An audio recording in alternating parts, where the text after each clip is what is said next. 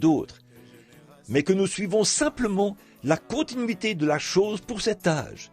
Observez ce qui arrivera. Nous rentrerons tout droit à la maison, nous aussi, un beau jour. C'est ce qui arrive toujours, et ça ne faillit jamais. Prophets are the chief sign, God's chief sign is a prophet. Now I'm going to speak a few minutes about that. Les prophètes sont le signe principal. Le signe principal de Dieu, c'est un prophète. Maintenant, je vais parler de cela pendant quelques instants.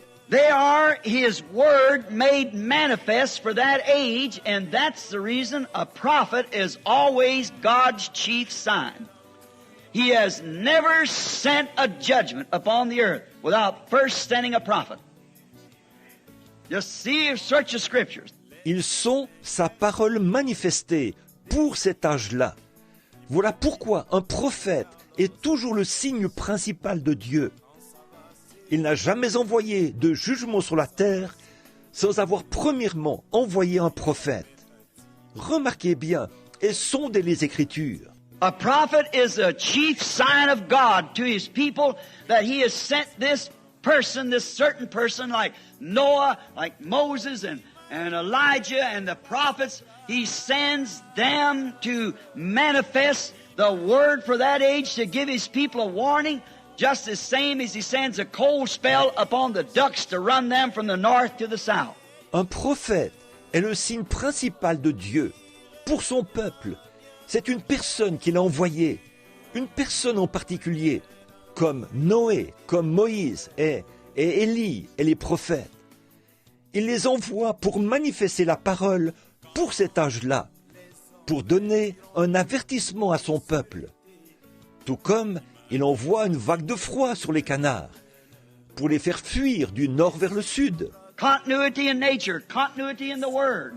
He never fails to do it. If it takes cold weather to run them down, next year it takes cold weather to run them down.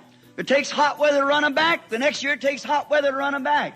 La continuité dans la nature, la continuité dans la parole. Il ne manque jamais de faire cela. Si, pour les faire fuir vers le sud, il a fallu du froid, il faudra du froid l'année suivante pour les faire fuir vers le sud. Si, pour les pousser à retourner là-bas, il faut de la chaleur, il faudra de la chaleur l'année suivante pour les pousser à retourner là-bas. And when God gets ready to send judgment, before He sends judgment, He sends a prophet and manifests His word, vindicates the word of that age. He did it in all other ages. He promised to do it in this age, and He will do it in this age, regardless of what people says about it. He'll do it anyhow, because He cannot break His continuity. The way He planned, He always does it the same way. He never fails to do it like He did it the first time. Et quand Dieu est sur le point d'envoyer un jugement, avant qu'il envoie un jugement, il envoie un prophète, et il manifeste sa parole. Il confirme la parole de cet âge-là. C'est ce qu'il a fait dans tous les autres âges. Il a promis de le faire dans cet âge-ci. Et il le fera dans cet âge-ci. Quoi que les gens disent, il le fera quand même. Parce qu'il ne peut pas rompre sa continuité. C'est comme ça qu'il a planifié les choses.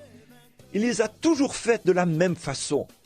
Il ne manque jamais de faire les choses comme il les a faites au départ. Like John the Baptist.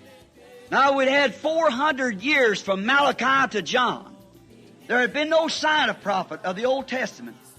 About as long a space as the time of the Judges that there ever was without a prophet. Comme Jean-Baptiste, eh bien, 400 ans ont passé entre Malachie et Jean, pendant lesquels il n'y avait pas eu de signe de prophète de l'Ancien Testament.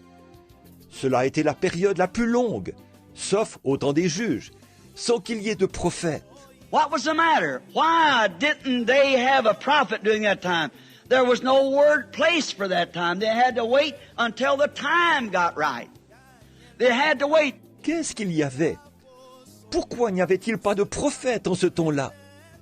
Il n'y avait pas de parole à signer pour ce temps-là. Il aura fallu attendre le moment propice. Il aura fallu attendre.